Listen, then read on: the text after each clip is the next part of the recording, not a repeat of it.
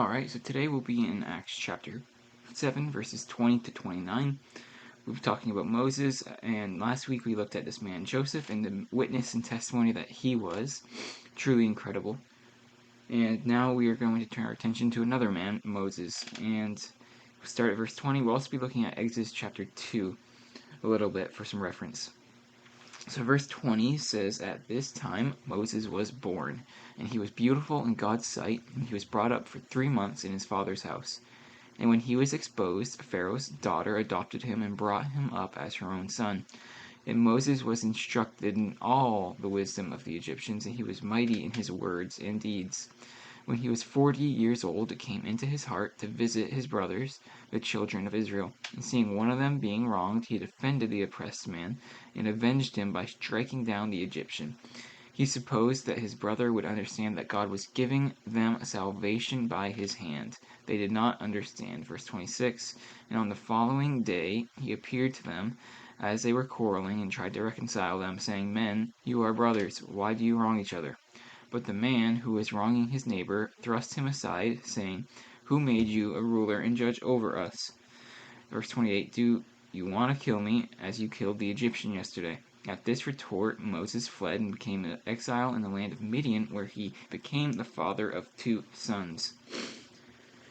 Alright, so we're looking at this man Moses, and his story is truly incredible. We see the faith of his parents is what we're looking at specifically today. We're going to go to Exodus 2, and I'm going to read through a few of those verses. "Now a man from the house of Levi went and took his wife, a Levite woman." Verse 2, "The woman conceived and bore a son, and when she saw that he was a fine child, she hid him for 3 months." Now, I'm going to pause there. It is NASB that uses the word, instead of fine, it uses the word beautiful. He was a beautiful child. She hid him for 3 months. In verse 3, when she could no longer hide him, she took for him a basket made of bulrushes and daubed it with bitumen and pitch. She put the child in it, placed it among the reeds by the river bank. And his sister stood at a distance to know what would be done to him." So here we see a decree. This is an executive order by the Pharaoh. He did not know Joseph, as we saw. And so he's going to basically demand that all the baby boy Israelites will be killed.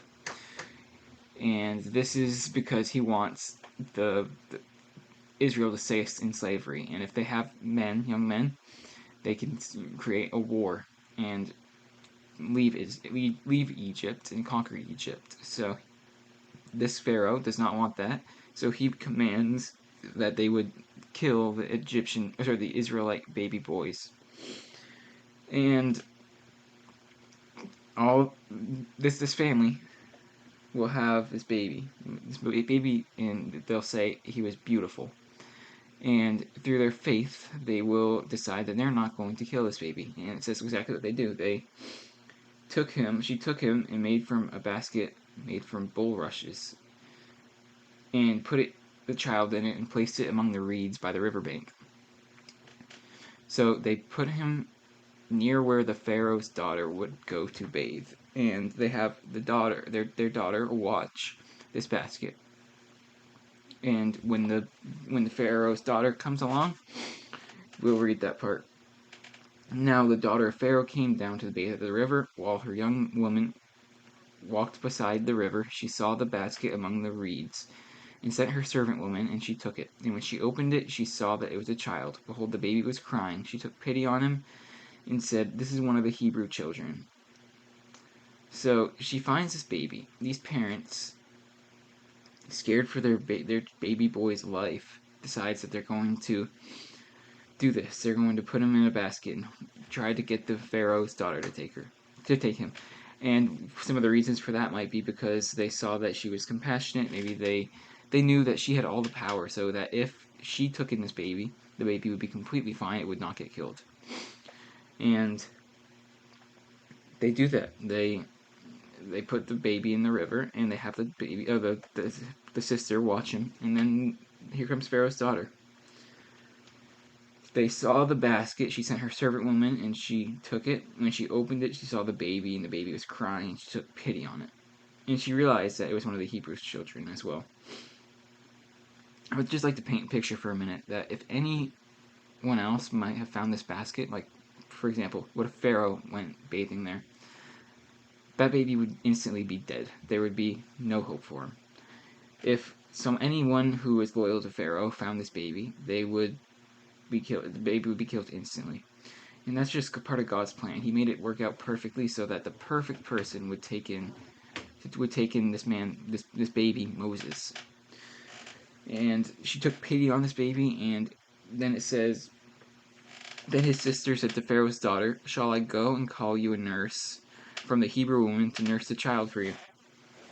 And Pharaoh's daughter said to her, "Go." So the girl went and called the child's mother. And Pharaoh's daughter said to her, "Take this child away and nurse him for me, and I will give you your wages." So the woman took the child and nursed him. When the child grew older, she brought him to Pharaoh's daughter, and he became her son. She named him Moses because she said, "I drew him out of the water." Now, this is also one of those crazy things. God has a sense of humor. We saw that with a couple different examples, but here we see that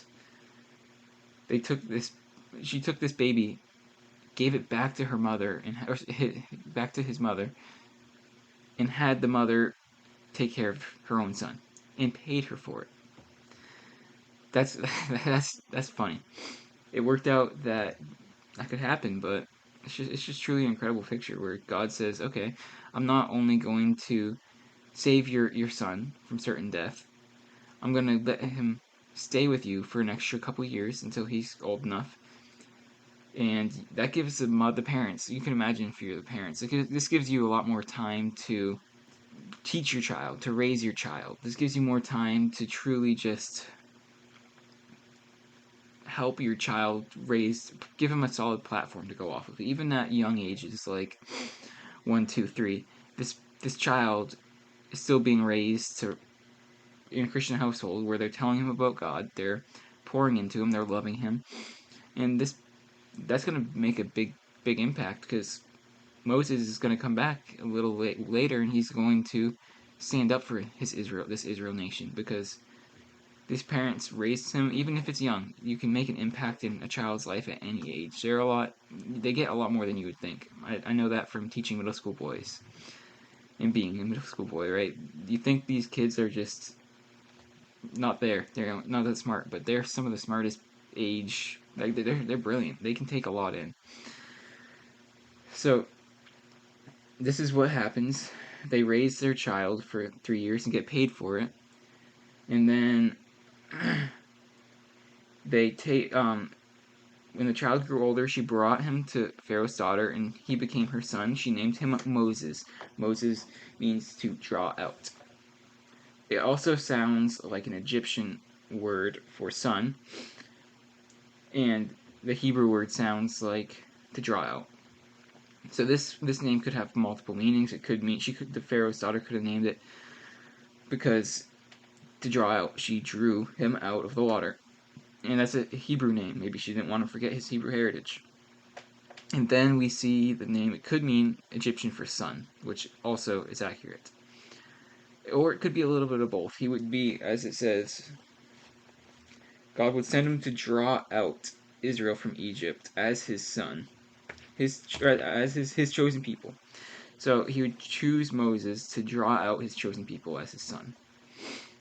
And it's just really cool that this Egyptian Pharaoh's daughter didn't really know probably that much about Hebrew history. Names it after a Hebrew name meaning to draw out. I do think she probably knew a lot more than one would think about Hebrew stuff because she was raised around it. So we see that's what happens. One day when Moses had grown up, he went out. This is verse 11 of Exodus 2. He went out to his people and looked at their burdens, and saw an Egyptian beating a Hebrew, one of his people. He looked this way and that, seeing no one, he struck down the Egyptian and hid him in the sand. When he came out the next day, behold, 2 Hebrews were struggling together, and he said to the man in the wrong, "Why do you strike your companion?" He answered, "Who made you prince and a judge over us? Do you mean to kill me as you killed the Egyptian?"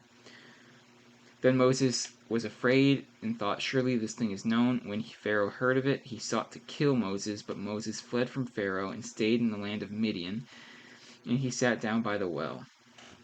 So Moses is an adult now, probably about 40 at the time. We see something really interesting is the Bible breaks Moses' life down into 3 sections of 40 years. We'll see 40 years he'll be raised, 40 years he'll spend away, and then 40 years he will come back and draw Israel out and lead them. Of course, we find out the most, we know the most from his writings of the last 40 years, but this is the beginning 40 years. Next week we'll look at the middle, and then we'll finish off with the last. But we see that he went and took things into his own hands. He knew God had called him, and instead of being patient, waiting for God to use his plan, he takes things into his own hands and kills an Egyptian because he saw him beating an Israelite. He thought that if they saw him do this, they would realize he was their deliverer. He thought it would be a sign. Unfortunately, Israelites did not look at it that way. In fact, it would be Stephen who would say it this way. He supposed that his brothers would understand that God was giving them salvation by his hand, but they did not understand. That is verse 25. So that's what he says. He thought that the people would understand God was giving them salvation, but they just did not get it. They were scared probably that, hey, this Egyptian, he's raised by the Egyptians and he just killed an Egyptian. He probably would kill all of us, blah, blah, blah. Whatever the reasons, they were scared. They didn't believe him. And Pharaoh finds out, plots to kill Moses, and Moses flees to Midian. Another really cool, God put him in the perfect place. We'll see that as we go on. So it's definitely interesting that we see this man Moses, and through his first 40 years, we see God's hand through it all. We see that his mom literally got paid to raise him. His parents got a couple years with him, and probably got him at least some of that stuff must have seeped through, and that's why we see him become who he was. And God had his hand all over that life. That in spite of being raised as an Egyptian and Egyptian language and Egyptian knowledge and understanding and wisdom and all that stuff, like I said, Stephen says, Moses was instructed in all the wisdom of the Egyptian. He was mighty in words and deeds. So he was a smart guy. Moses was very smart. And that's why God can use him in such a big way. So we see that this man Moses, raised in all that, in spite of being raised as an Egyptian, still cares about his people, his native people, his Israelites. He cares about them being enslaved, and he wants to help them, and that's what he did this for. It was obviously not the right thing. Maybe God wanted it done in a different way, but Moses is at least showing that he wants to deliver these people. So we see, we'll keep reading down in Acts. It talks about, at this retort, Moses fled and became an exile in the land of Midian, where he became the father of 2 sons. Next week we'll look at this exile and some of the things that happened there, but we see this next 40 years will be truly also God growing this man and getting him ready for his mission. And it's just really cool that God can use a man like Moses, someone who, from the beginning, was pulled out by the perfect person, put in the perfect situation, and now he'll get to come back to Egypt, and he'll get to free these people. And it's just truly amazing that God can use someone, one man, Moses, who wasn't anything extremely special. He was just a man raised as an Egyptian who knew he was smart. He knew Egyptian things, and God put him there so he'd have the knowledge, the ability to understand how to talk to Pharaoh and stuff like that. So it's just really cool. God put him in a perfect situation. And then just this man Moses' parents' faith. They had faith that no matter what would happen, that God would take care of their little boy. And not only did God take care of their little boy, God used that little boy in amazing ways. So just the parents' faith is just truly incredible. They realized that it was a beautiful baby, and they didn't want this beautiful baby to be killed. They wanted this beautiful baby to succeed, and they gave him that chance, that fighting chance, and that's just truly amazing faith, because people found out, they probably could have been killed, and their son could have been killed. So God had his hand on this whole thing, and that was the start of Moses' story. And we'll look next week at what happens in the land of Midian, and we'll look at the burning bush and stuff like that. So hope you guys enjoyed this, and I'll definitely see you next week. Thank you again, everyone, for watching this video. I hope you enjoyed it. Make sure you subscribe if you want to get notified by any more videos that are coming out. Again, I try to release weekly, Tuesday, 2 p.m. EST. Make sure you subscribe, hit the like button, and just enjoy the channel. Have a good one, guys.